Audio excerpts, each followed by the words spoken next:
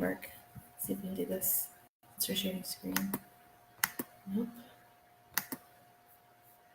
Hey everyone, we are back. Welcome to Breastfeeding 101. If you can hear us, say hello in the comments, and we will get started in just a bit. We're going to try to figure out how to share our screen with you so that you can see our faces. Right now, what you're seeing is the presentation, and we're not real sure how to let you see our faces as well. So just bear with us a minute, and we'll see if we can get it figured out. The voice you're hearing right now, I am Erin Young. I am an owner of Houston Birth and Baby. I'm here with Tiffany DePute, who is also an owner of Houston Birth and Baby. And Tiffany is a certified infant feeding specialist trainer. So she goes around the country training other people how to help people when they're feeding their babies. So she's going to be doing a lot of added information to this presentation that is not in, it's not common knowledge for a lot of people. So thank you for joining us. And we're going to go ahead and get started. Victoria and Anna, if you guys can hear us, can you let us know in the comments?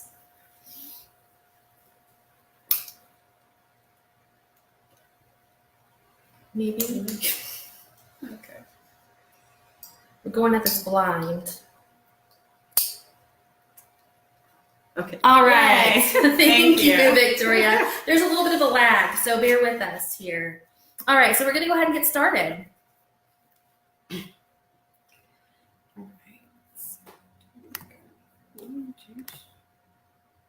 All right, to breastfeed or not to breastfeed?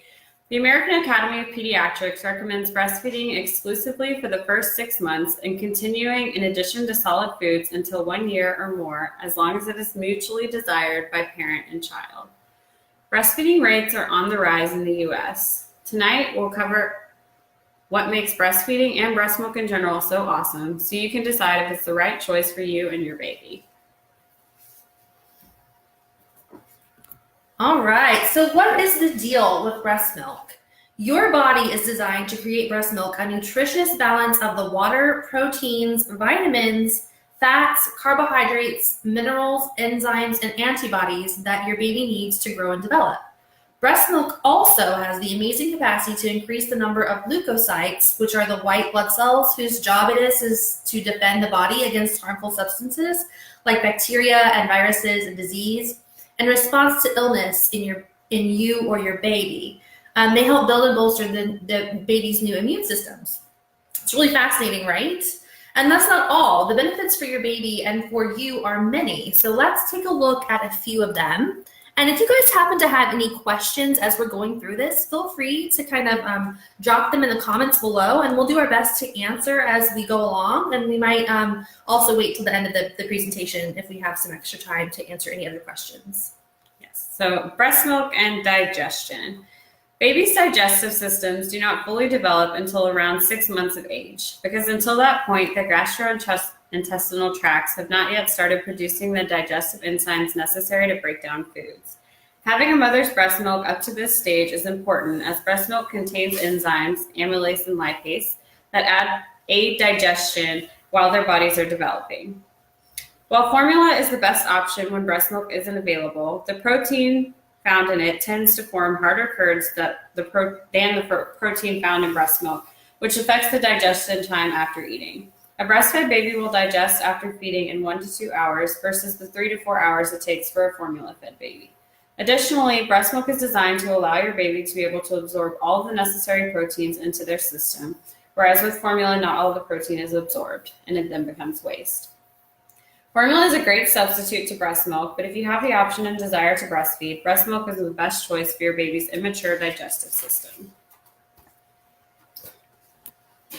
Breast milk and allergies. Breast milk protects against allergies such as eczema, food allergies, asthma, and respiratory allergies by reducing the risks or minimizing the severity when they do occur. This is possible because a nursing mother creates the proteins and antibodies in her breast milk that help to build up a layer of protection in the intestinal tract. Without this added protection, inflammation in the wall of the intestines can weaken it, allowing undigested proteins to cross over from the gut and cause an allergic reaction or other health problems. This is also called leaky gut syndrome, so you might have heard that term. This is just a really different way of explaining what that actually is. This is not to say that a child not breastfed will develop allergies with certainty, but it's nice to know that our bodies can help minimize the risks of our babies developing an allergy. It's pretty cool what our bodies can do. Breast milk and infection. Babies are born with very sensitive immune systems, which means they are more susceptible to getting sick or developing an infection than an older child or an adult. Thankfully, a breastfeeding mother passes along her immunities to her baby with each feeding. In fact, between 40 to 80% of the cells in breast milk are macrophages, bacteria, fungi, and virus-killing cells, making breast milk an immunological, antimicrobial, and anti-inflammatory powerhouse when it comes to protecting your baby. Breastfed babies also experience lower rates of respiratory and gastrointestinal illnesses, as well as urinary tract problems and ear infections. Breast milk for the win.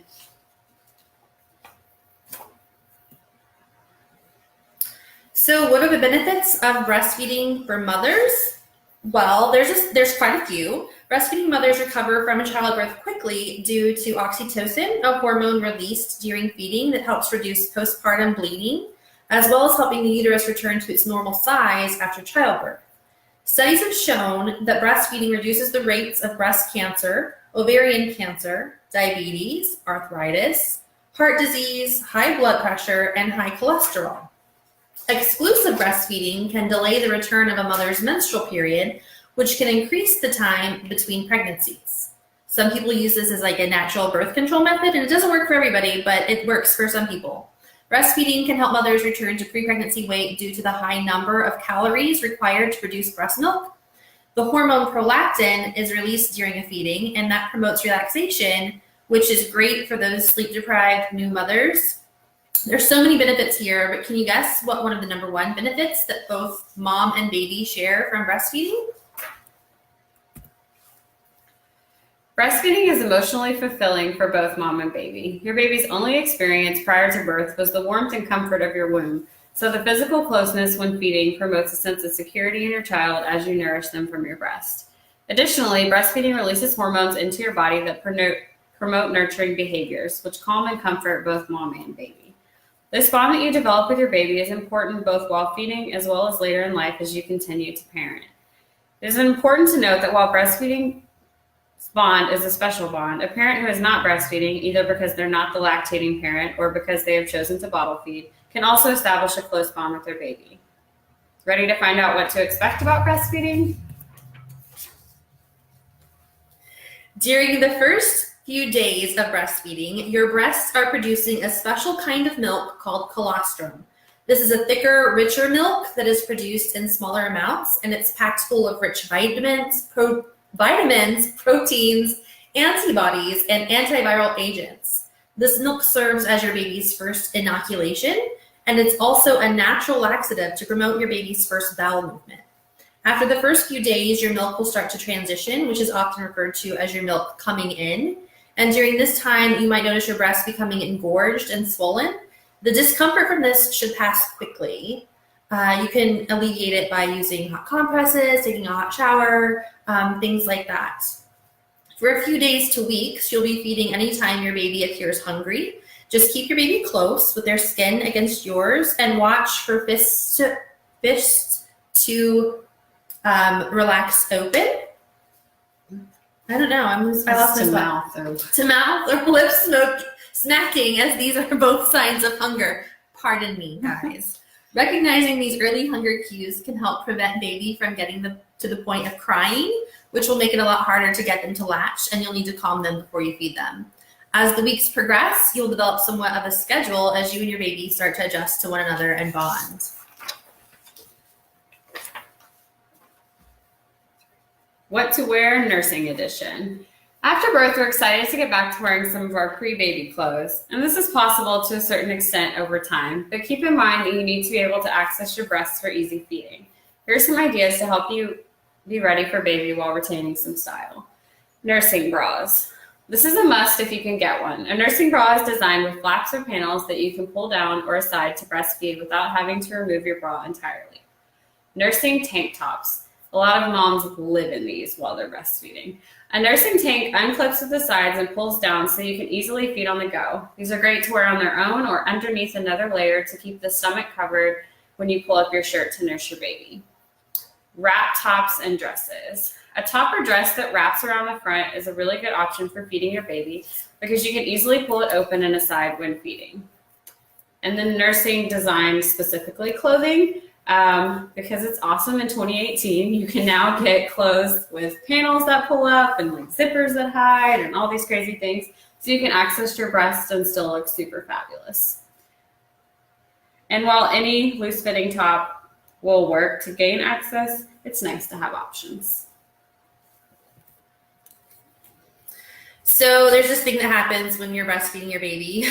Leaking happens, you guys. For me, I leaked the whole first year of breastfeeding, and some other women are very lucky and they don't have that leaking happen throughout their breastfeeding journey, but I did. So get ready because your breasts are most likely going to leak at some point during lactation, and it's completely natural. For most women, leaking only occurs in the first few months, so it's best just to accept it and prepare for it. Here's how to do that. When you feel the tingly sensation of the milk letting down, which you'll come to know, you can apply firm pressure to your breast by either using the palms to press firmly over your nipples or by crossing your arms over your chest and hugging yourself. And something that worked for me, this is going to sound really weird, I would actually twist my nipples like a faucet, and that would make the leak stop. So wear printed tops, carry a jacket, or wear layers for those leaky moments. Breastfeed, manually express your milk when you start to feel a full feeling in your breasts. And the most important tool you can have for leaky nipples is a sense of humor. After all, it is just an effect of this amazing thing that you're doing. Getting your baby to latch on. Getting your baby to latch on to feed can sometimes take some work. So be patient, breathe, and don't worry. You will get it. And if you're truly struggling, there are international board-certified lactation consultants, or IBCLCs, that can help. So here are some tips to get you started. Hold your baby close to your body. Support your baby's neck and shoulders with your hand, but allow for the baby's head to move freely. You want the baby to find your nipple on their own. Bring the baby to your breast and not your breast to the baby. This is one that a lot of new moms really struggle with, but if you're leaning forward trying to get to the baby, you're really going to have some trouble with your back.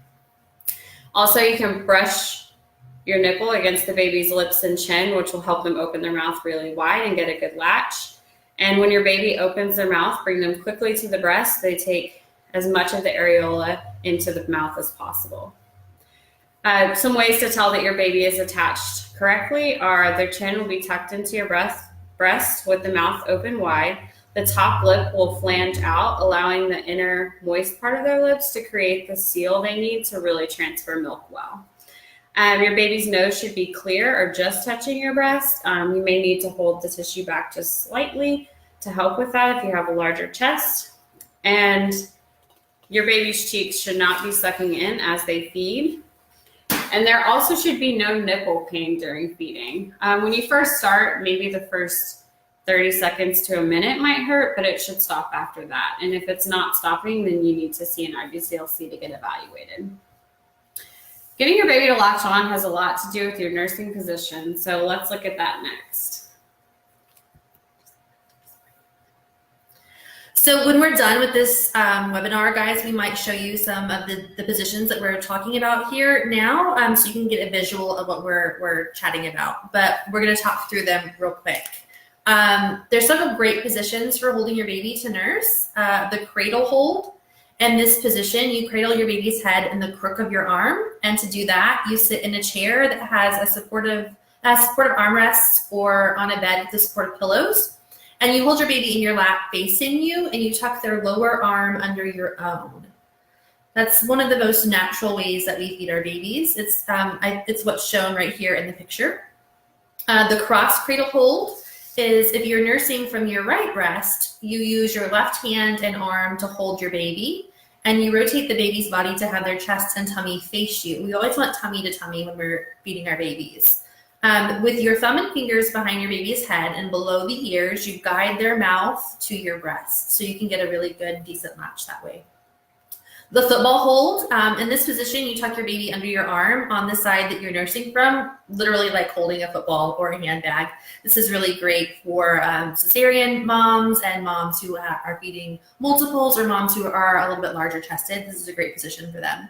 So to do this, you position your baby at your side, under your arm, and facing you with their nose level with your nipple and their feet pointing toward your back. You rest your arm on a pillow in your lap and support your baby's shoulders, neck, and head with your hand.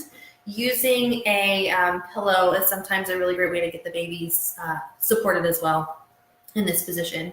The reclining position, to nurse while lying on your side in bed, you place a pillow under your head and shoulders and one between your bent knees. The goal is to keep your back and hips in a straight line.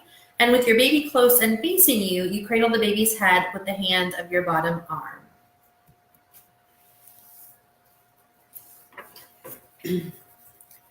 How to know if your baby is getting enough. A common question new moms have when it comes to breastfeeding is my baby getting enough food?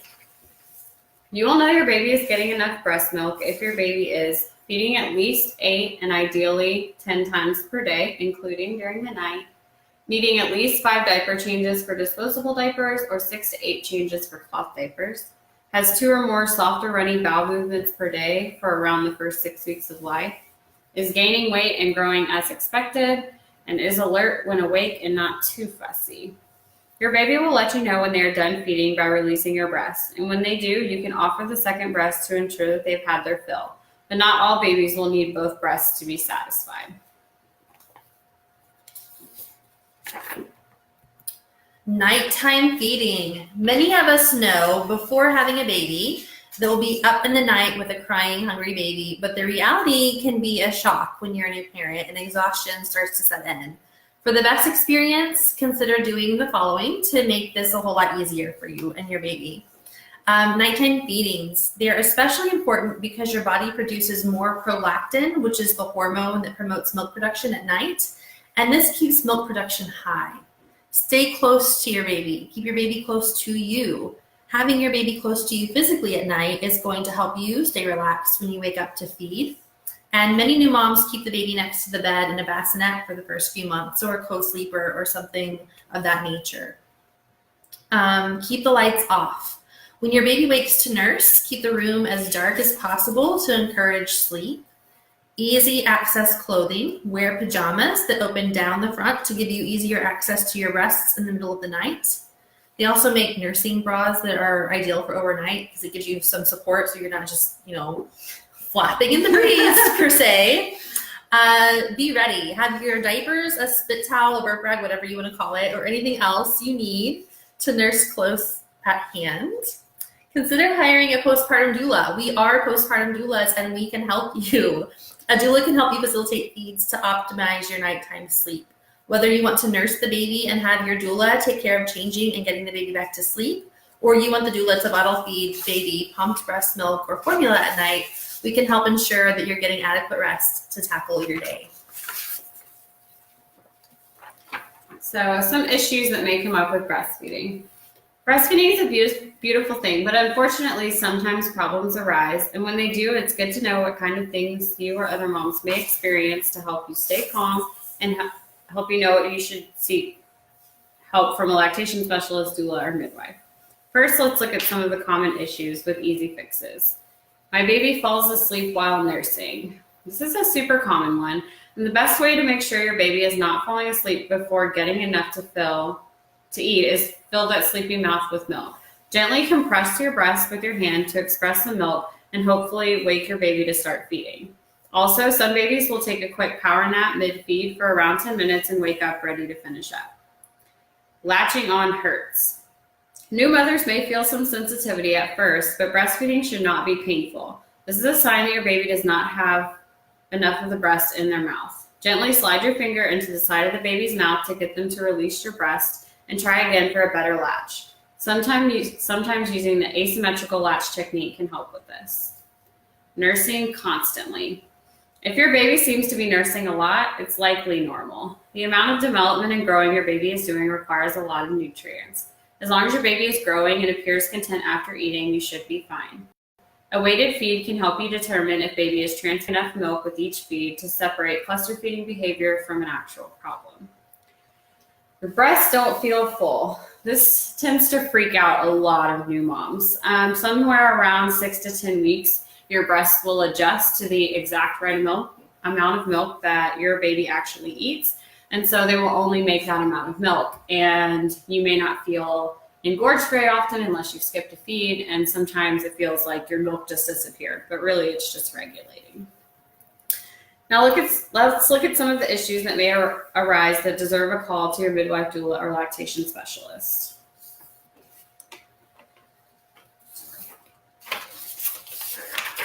So some issues that will hopefully not be a problem for you, but are good to be aware of as you begin breastfeeding. If you experience any of the following, be sure to contact your midwife, your doula, or lactation specialist for their recommendations for treatment. A burning sensation. If you experience nipple pain between feeding accompanied by shooting pain in your breast, this is usually a sign of thrush, which is an infection caused by a yeast pathogen called Candida albicans, however you want to pronounce it. It's like pecan, Texas.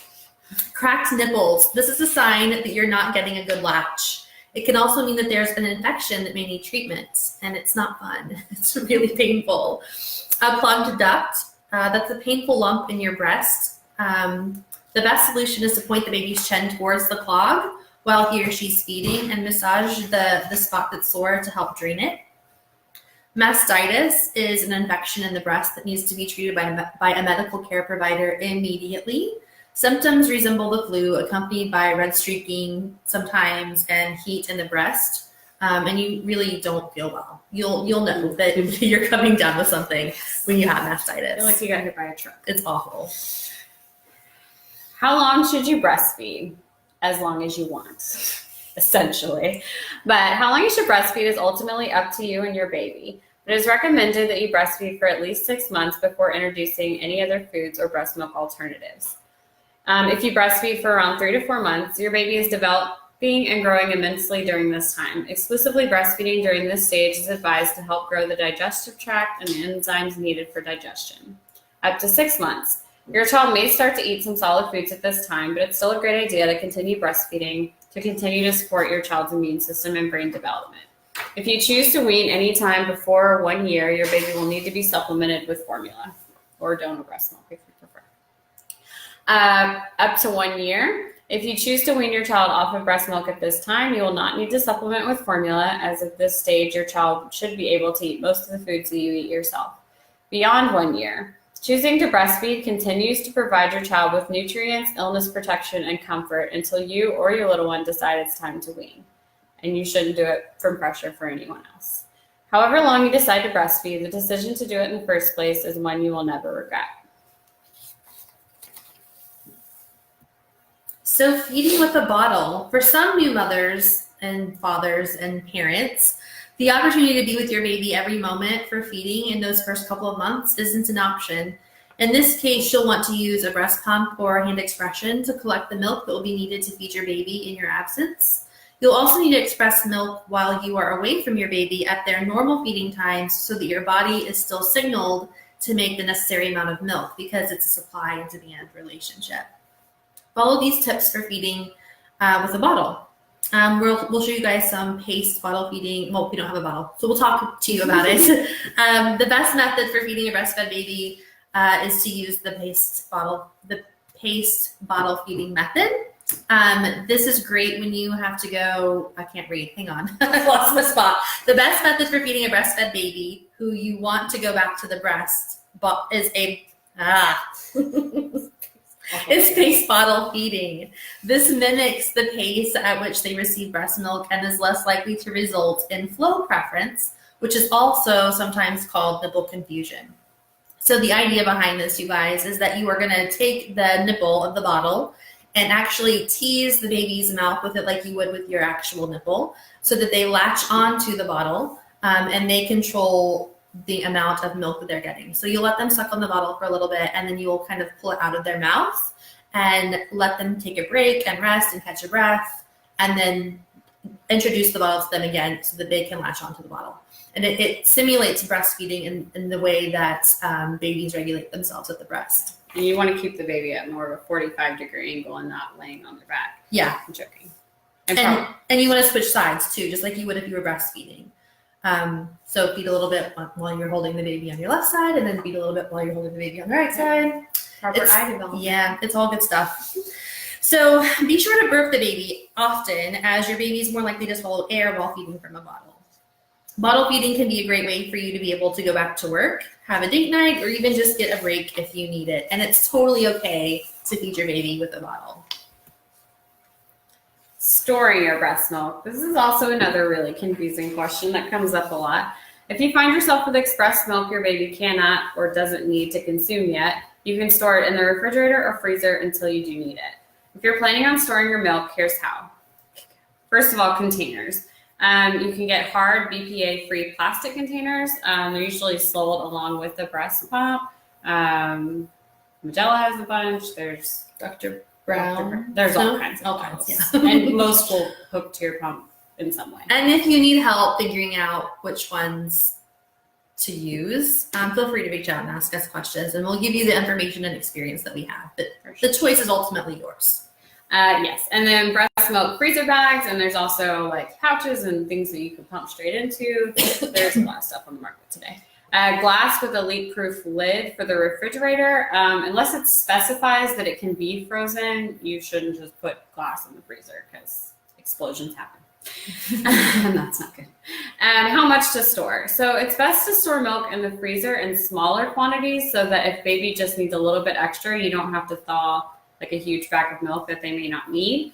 And smaller bags also thaw faster, so that makes it easier. A combination of 3-ounce and smaller bags usually works best. In the fridge, it's easiest to store in the bottles you use for feeding in the amounts baby usually eats, so you can just grab, put a nipple on it, and go. How long to store things? So breast milk is good for 4 to 6 hours at room temperature. Some sources say up to 8. So I'm not a fan of always doing a sniff test. And when it's bad, you can tell. You'll absolutely know that it's bad. So always advise that. 24 hours in a cooler with ice packs. So if you don't have like a good cooler at work and you feel more comfortable keeping the milk with you, you can use cooler ice packs. You can use like the giant ones that come in the HelloFresh boxes. Like, they'll stay frozen for like a year. I'm convinced. I don't know. They're huge.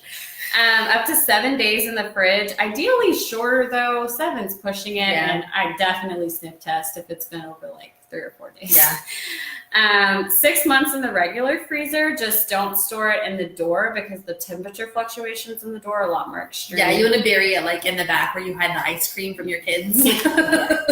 And then up to a year in the deep freeze. So you get a little bit longer out of the industrial stuff if you happen to have one in your garage. Which I do. I don't have any breast milk in it though. Last ship has sailed. Rewarming your breast milk. If you have to store your excess breast milk by refrigerating or freezing, follow these tips to safely reheat it while maintaining its nutritional integrity. Warm water is your friend. Fill a bowl with warm water and place your airtight storage bag or bottle into the bowl and cover with a towel to hold in the warmth. Gently swirl the milk in the container before testing the heat to make sure it's warmed through. So you want to like it'll break up all the little crystals that are in there if there's any ice crystals. If baby doesn't finish the bottle, it can be saved up for up to 2 hours. Bottle warmers. A bottle warmer is a gadget designed to heat the milk for a more hands-off approach. They have some really cool ones on the market these days. You simply set the bottle or bag in the warmer, set it to heat, and leave it until the indicator lets you know that it's ready. Like they'll actually like fill up with hot water. It's really cool. I was working with a client that had one. They were fascinating. Do not use a microwave to reheat milk, as it does not heat the milk evenly and can create dangerous hot spots. It can also kill some of the nutrients in your breast milk. Not a good idea. And you're off. Thank you so much for attending this event. We hope this experience has left you feeling prepared and excited to experience the bonding and benefits of breastfeeding with your baby. If you're interested in learning more about feeding in general, breast, bottle, formula, solids, weaning, etc., we have a Feeding Baby 101 class this Saturday from 9 to 11 in Tomball. The cost is $75 for yourself and a partner. We'd love to have you. And We have some links that we'll post in the group if you're interested in learning more about the studies and things that were used to create this presentation. And I'm going to turn off the screen sharing here in just a bit and answer any questions that you guys might have. And we can also show you guys the